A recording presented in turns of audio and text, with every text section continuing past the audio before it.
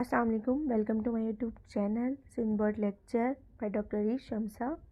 इस वीडियो में हम फर्स्ट ईयर बायोलॉजी के चैप्टर नंबर 1 को डिस्कस करेंगे, जो कि हमारे पास है बायोलॉजिकल मॉलिक्यूल्स। ठीक है, सबसे पहले हम बात कर लेते हैं कि हमने इस चैप्टर में क्या क्या कवर करना है। ठीक है, in this chapter we discuss major concept. In this chapter we discuss about introduction of biological molecules, biological molecules का तारुफ, इम्पोर्टेंस ऑफ बायोलॉजिकल मॉलिक्यूल्स की अहमियत, और कुछ बायोलॉजिकल मॉलिक्यूल्स हैं हमारे पास जैसे कि carbohydrates, protein, lipid, nucleic acid and conjugated molecules.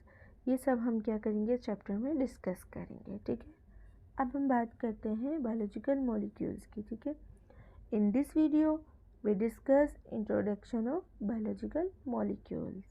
ठीक है, अब हम बात करते हैं कि बायोलॉजिकल मॉलिक्यूल्स क्या हैं, किस तरह कंपोज्ड होते हैं, इसके बेसिक को हम क्या करते हैं, डिस्कस करेंगे। ठीक है स्टूडेंट्स, एज वी नो, हम जानते हैं atom. What is atom? Atom क्या है? Every matter is made up of atom.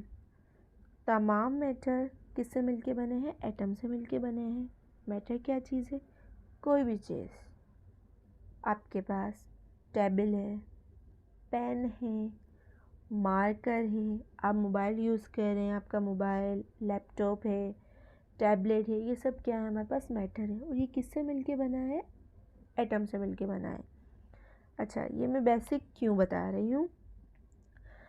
Atom हमारे पास क्या, केमिकली बॉन्ड्स होते हैं।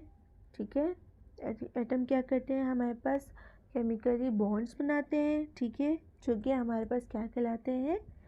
मॉलिक्यूल्स कहलाते हैं। ठीक है, atoms make chemical bonds which known as molecules, जो कि हमारे पास मॉलिक्यूल्स कहलाते हैं। ठीक है, अब हम बात करते हैं कि हमारे पास मॉलिक्यूल्स, एक से ज़्यादा मॉलिक्यूल्स जब हमारे पास मिलते हैं, केमिकली बाइंड होते हैं, तो ये हमारे पास क्या बनाते हैं? सेल बनाते हैं। ठीक है, अब बात कर लेते हैं हम सेल की। What is cell? तो जैसे as we know, cell is the basic structure and functional unit of life. ठीक है, सेल क्या है?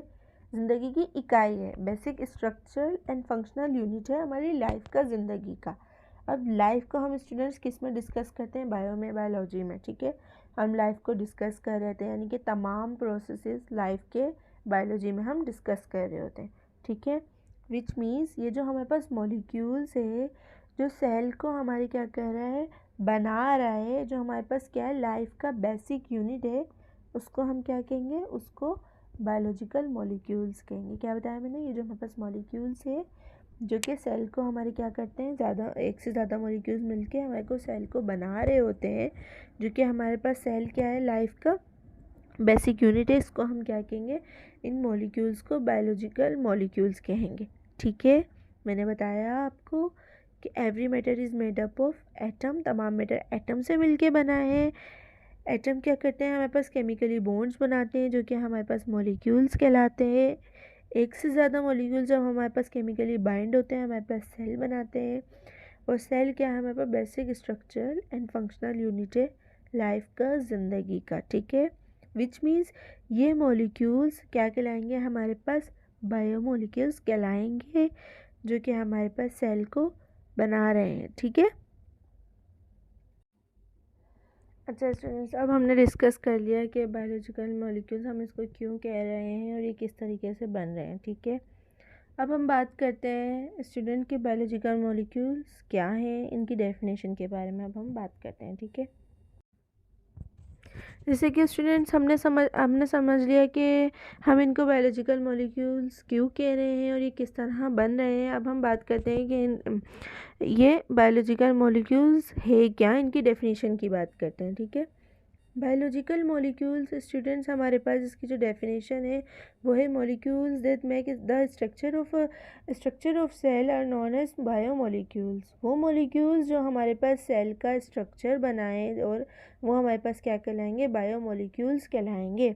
सेल का स्ट्रक्चर, सेल जैसे मैंने बताया, सेल क्या है? बेसिक मॉलिक्यूल्स, क्योंकि ये मॉलिक्यूल्स हैं, और सेल हमारे पास, जैसे मैंने बताया कि सेल क्या है? बेसिक यूनिट ऑफ लाइफ है, इसलिए हम बायो कह रहे हैं। ठीक है, बायो मॉलिक्यूल्स, यानी कि क्या कर रहे हैं, ये हमारे पास सेल का स्ट्रक्चर बना रहे हैं। वो मॉलिक्यूल्स जो सेल का स्ट्रक्चर बनाए वो हमारे पास क्या कहलाएंगे, बायोमॉलिक्यूल्स कहलाएंगे। ठीक है। अच्छा स्टूडेंट, अब हम बात करते हैं बायोकेमिस्ट्री। बायोमॉलिक्यूल्स की जो हम स्टडी करते हैं वो हम बायोकेमिस्ट्री में करते हैं। ठीक है, बायोमॉलिक्यूल्स की स्टडी हम क्या करते हैं, बायोकेमिस्ट्री में करते हैं। क्योंकि ये साइंस की वो ब्रांच है जिसमें हम क्योंकि ये साइंस की ब्रांच है और हम इसमें स्टडी करते हैं केमिकल बेस को पढ़ते हैं लाइफ। ठीक है, लाइफ के। ठीक है, हम इसमें क्या कर रहे होते हैं, हम इसमें केमिकल बेसिस ऑफ लाइफ, ये लिखा हुआ है ब्रांच ऑफ बायोलॉजी, ये बायोलॉजी की ब्रांच है that deals with the biochemical basis of life. हम क्या पढ़ रहे होते हैं इसमें, बायोकेमिकल बेसिस को पढ़ रहे होते हैं लाइफ के, यानी कि जो केमिकल्स हमारे सेल को बना रहे हैं वो हम इसमें बायोकेमिस्ट्री में पढ़ रहे होते हैं। ठीक है, तो स्टूडेंट अब हम डिस्कस करेंगे कि बायोमॉलिक्यूल्स की इम्पोर्टेंस ऑफ बायोकेमिस्ट्री। बायोकेमिस्ट्री की इम्पोर्टेंस क्या है, इसकी अहमियत क्या है। स्टूडेंट्स, हम बायोकेमिस्ट्री की अहमियत के बारे में बात करते हैं तो जैसे कि फर्स्ट पॉइंट है हमारे पास process that are being carry out in our body. वो प्रोसेस जो हमारी बॉडी में अप्लाई हो रहे हैं, हमारी बॉडी में परफॉर्म हो रहे हैं, वो किसके थ्रू हो रहे हैं, वो हमारे पास बायोकेमिस्ट्री के थ्रू हो रहे हैं। ठीक है, जो हमारी बॉडी में परफॉर्म हो रहे हैं या जो कैरी करती है हमारी बॉडी मुख्तलिफ प्रोसेस, वो हमारे पास किसके थ्रू होते हैं, किसकी मदद से होते हैं, वो हमारे पास बायोकेमिस्ट्री के थ्रू होते हैं। जैसे कि यहाँ पर दिया हुआ है हमारे पास protein synthesis from DNA protein का बनना डीएनए से, ये भी हमारे पास किसके थ्रू हो रहा होता है, बायोकेमिस्ट्री के थ्रू हो रहा होता है। बायोकेमिस्ट्री के थ्रू उसकी मदद से हम क्या कर रहे होते हैं, ये प्रोसेसेस हमारे हो रहे होते हैं। ठीक है, नेक्स्ट पॉइंट है हमारे पास student, each provides information about abnormal mechanism which lead to disease. ठीक है, ये क्या कर रहा होता है, हमारे पास हमारी बॉडी में जितने भी एबनॉर्मल मैकेनिज़्म होते हैं, सेल्स में हमारे एबनॉर्मल मैकेनिज़्म हो रहे होते हैं, जैसे कि म्यूटेशन हो रही होती है जो कि हमारे पास लीड कर रही होती है डिजीज़ को, जो कि हमारे पास कॉज कर रहे होते हैं डिजीज़ को। हमारी बॉडी में, हमारे सेल में एबनॉर्मल मैकेनिज़्म होते हैं जो कि हमारे पास डिजीज़ कर रहे होते हैं। ये भी हमें कौन बता रहा होता है, बायोकेमिस्ट्री ही बता रही होती है। इसके बारे में भी हमें इंफॉर्मेशन प्रोवाइड करती है। ठीक है, जैसे कि डेवलपमेंट ऑफ मेडिसिन। ठीक है, मेडिसिन का डेवलपमेंट, बायोकेमिस्ट्री मेडिसिन्स के बारे में, मेडिसिन्स कैसे बन रही है, उसका रिएक्शन सही है, ट्रीटमेंट के हम कौन से डिजीज़ में कौन सी मेडिसिन देंगे, ये सब भी हम किस में, बायोकेमिस्ट्री में ही पढ़ रहे होते हैं। ठीक है। अच्छा स्टूडेंट, नेक्स्ट पॉइंट है हमारे पास, how does cell combine with other cell. Cell किस तरह दूसरे सेल से कंबाइन हो रहा है, कौन से केमिकल्स रिएक्शंस हो रहे हैं जिसके थ्रू सेल दूसरे सेल से कंबाइन हो रहा है, ये भी सब हम किस में पढ़ रहे होते हैं, बायोकेमिस्ट्री में पढ़ रहे होते हैं। ठीक है, how does the growth of cell control, cell की ग्रोथ किस तरह कंट्रोल हो रही है, ये भी हम बायोकेमिस्ट्री में पढ़ेंगे। What are the cause of cancer, cancer की क्या वजह है, वो भी कौन से क्या म्यूटेशन हुई है, कौन से एबनॉर्मल मैकेनिज्म हुआ है सेल में, क्या हुआ है, क्या वजह है, ये सब भी हम किस में, बायोकेमिस्ट्री में पढ़ रहे होते हैं। अच्छा, उसके बाद what is the mechanism of memory, memory का, याददाश्त का क्या मैकेनिज़्म है, ये सब भी हम किस में, बायोकेमिस्ट्री में पढ़ रहे होते हैं। ये हमें हेल्प करती है इन सब क्वेश्चंस में। ठीक है, बायोकेमिस्ट्री जैसे कि लिखा है हमारे पास, biochemistry is the only branch of science which answers this questions properly.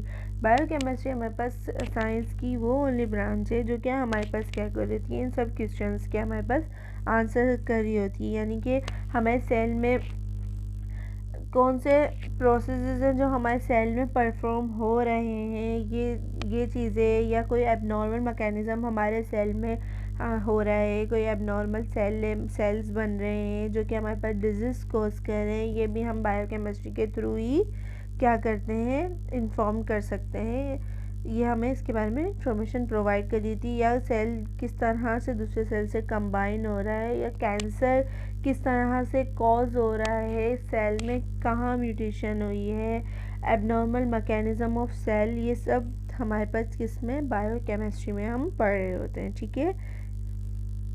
अच्छा, नेक्स्ट हम स्टूडेंट डिस्कस करते हैं केमिकल कंपोजिशन ऑफ सेल, यानी कि सेल की कंपोजिशन क्या है, एक सेल किस तरह केमिकल से कंपोज्ड हो रहा है, वो हम इसमें डिस्कस करेंगे। ठीक है। प्रोटोप्लाज्म क्या है, हमारे पास एक सस्पेंशन है। ठीक है। हमारे पास सेल में मॉलिक्यूल्स होते हैं जो कि हमारे पास क्या कर रहे होते हैं, जो कि हमारे पास कंबाइन होकर एक सस्पेंशन क्रिएट कर रहे होते हैं, जो कि हमारे पास क्या कहलाता है, प्रोटोप्लाज्म कहलाता है। अब उसकी डेफिनेशन की बात करते हैं। Living cells contain a living matter called protoplasm. हमारे पास सेल्स हैं जो कि हमारे पास कंटेन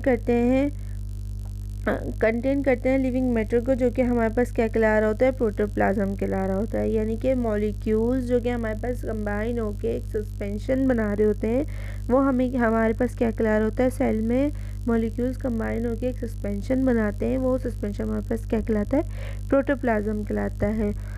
ये कंटेन होता है हमारे पास 70 to 90% वाटर में। ठीक है। यानी कि इसमें ज़्यादा मिकदार किसकी होती है, वाटर की होती है। ज़्यादा इसमें जो हमारे पास क्या पाया जाता है, वाटर पाया जाता है प्रोटोप्लाज्म में।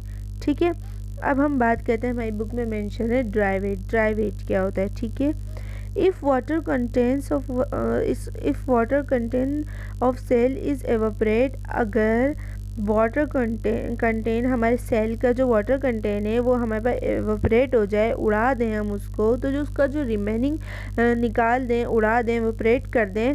ठीक है। जो उसका रिमेनिंग मास बचेगा वो हमारे पास क्या कहलाएगा, is known as dry weight. ठीक है। यानी कि सेल का जो हमारे पास वाटर कंटेन है, अगर हम उसको एवोपरेट कर देते हैं, ठीक है, सेल में से उड़ा देते हैं उसके वाटर कंटेंट को, तो हमारे पास जो रिमेनिंग मास बचेगा वो हमारे पास क्या कहलाएगा, ड्राई वेट कहलाएगा, जो कि हमारे पास कंटेन होता है बायोमोलिक्यूल्स पे।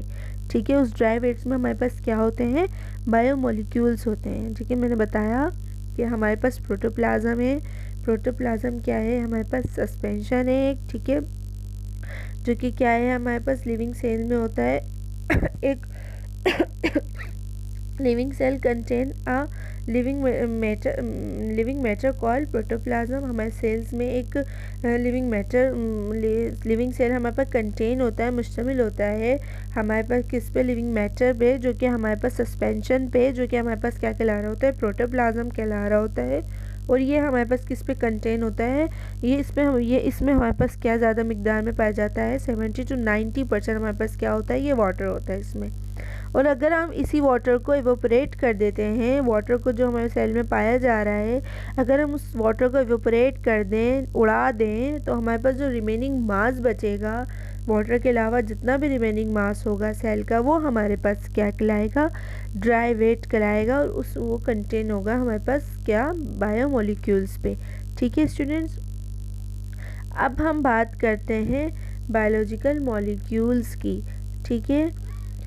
हमारे elements that make up biomolecule, वो बायो एलिमेंट्स जो कि हमारे पास क्या कर रहे हैं, बायोमोलिक्यूल्स बना रहे हैं, वो हमारे पास कौन कौन से हैं, वो बस 6 होते हैं। ठीक है। सबसे पहले हमारे पास है कार्बन, देन हमारे पास hydrogen, oxygen, nitrogen, phosphorus and sulphur. ये हमारे पास क्या कर रहे होते हैं, ये वो एलिमेंट्स हैं, वो बायो एलिमेंट्स हैं जो हमारे पास क्या कर रहे होते हैं, बायोमोलिक्यूल्स को बना रहे होते हैं। ठीक है। ठीक है स्टूडेंट्स, ये हमारे पास वो बायो एलिमेंट्स हैं जो कि हमारे पास बायोमोलिक्यूल्स को बना रहे होते हैं। वो एलिमेंट्स जो हमारे पास बायोमोलिक्यूल्स बनाते हैं, वो 6 एलिमेंट्स हमारे पास carbon, hydrogen, oxygen, nitrogen, phosphorus and sulphur हैं। ये वो एलिमेंट्स हैं, या ये वो बायो एलिमेंट, ये वो हमारे पास एलिमेंट्स हैं, या वो बायो एलिमेंट्स हैं जो हमारे पास बायोमोलिक्यूल्स को बनाते हैं। ठीक है। नेक्स्ट जो बायोलॉजिकल मॉलिक्यूल्स हमारे पास, मतलब वो कौन कौन से बायोलॉजिकल मॉलिक्यूल्स हैं जो हमारे पास बायो एलिमेंट्स बना रहे होते हैं।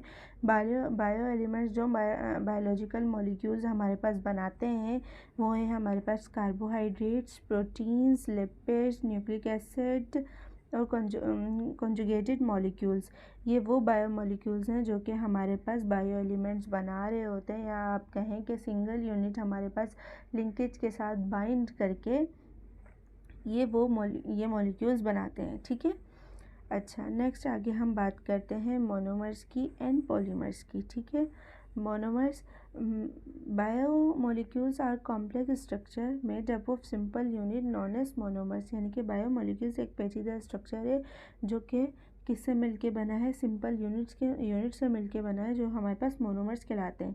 मोनोमर्स हमारे पास सिंपल यूनिट्स हैं, सिंपल यूनिट्स हैं मोनोमर्स, जिससे जो कि हमारे पास मिलकर क्या बनाते हैं, एक कॉम्प्लेक्स स्ट्रक्चर बनाते हैं जो हमारे पास बायोमोलिक्यूल्स कहलाते हैं। बायोमोलिक्यूल्स हमारे पास मोनोमर्स से मिलके बने हैं, बहुत सारे मोनोमर्स मिलके हमारे पास क्या बनाते हैं, एक बायोमोलिक्यूल बनाते हैं। मोनोमर्स दो मोनोमर्स या दो से ज़्यादा मोनोमर्स, मोनो यानी कि सिंगल और पॉली यानी कि मैनी, ठीक है। दो या दो से ज़्यादा मोनोमर्स हमारे पास मिलके क्या बना रहे होते हैं, एक पॉलीमर बना रहे होते हैं। इधर एक हमने एग्जाम्पल दी हुई है अमाइनो की, ये अमाइनो हमारे पास क्या है, मोनोमर है, ठीक है। दूसरा दोनों अमाइनो मोनोमर है हमारे पास, इधर दिए हुए हैं अमाइनो जो कि मोनोमर है, ठीक है। और पेप्टाइड लिंकेज जो कि हमारे पास क्या है, पेप्टाइड बॉन्ड है, ठीक है। पेप्टाइड बॉन्ड और अमाइनो क्या है, हमारे पास मोनोमर है।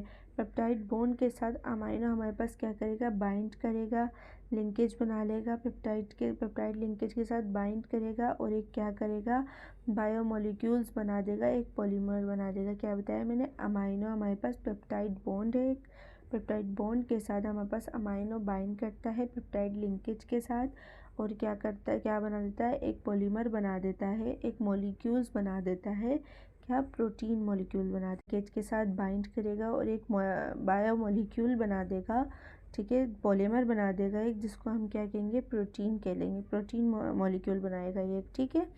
अच्छा, अब हम बात करते हैं नेक्स्ट, एक चार्ट है हमारी बुक में पेज नंबर 3 पे दिया हुआ है, बायोमोलिक्यूल्स या यूनिट एंड लिंकेज, यानी कि बायोमोलिक्यूल्स उनके यूनिट्स और उनके लिंकेज का बताया हुआ है, ठीक है। जैसे कि फर्स्ट दिया हुआ है हमारे पास कार्बोहाइड्रेट की जो हमारे पास यूनिट्स हैं, मोनोमर हैं, वो क्या होते हैं, मोनोसेक्राइड होते हैं। मोनोसेक्राइड हमारे पास ग्लाइकोसाइड लिंकेज के साथ बाइंड करके कार्बोहाइड्रेट बनाता है।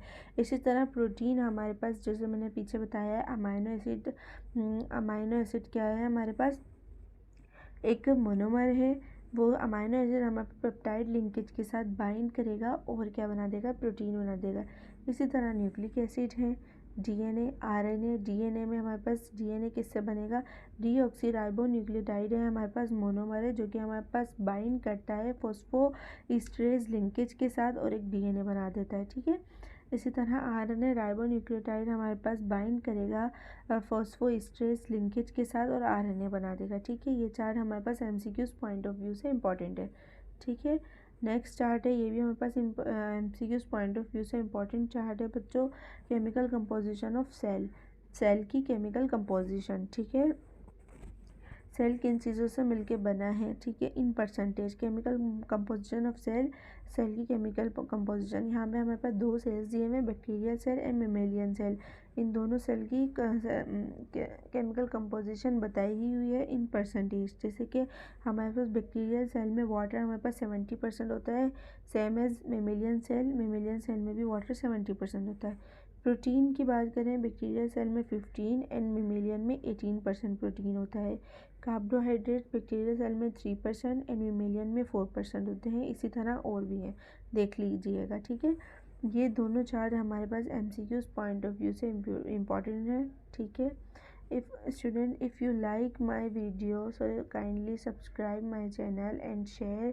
If you have any query, so you can ask on my WhatsApp number. Thank you so much.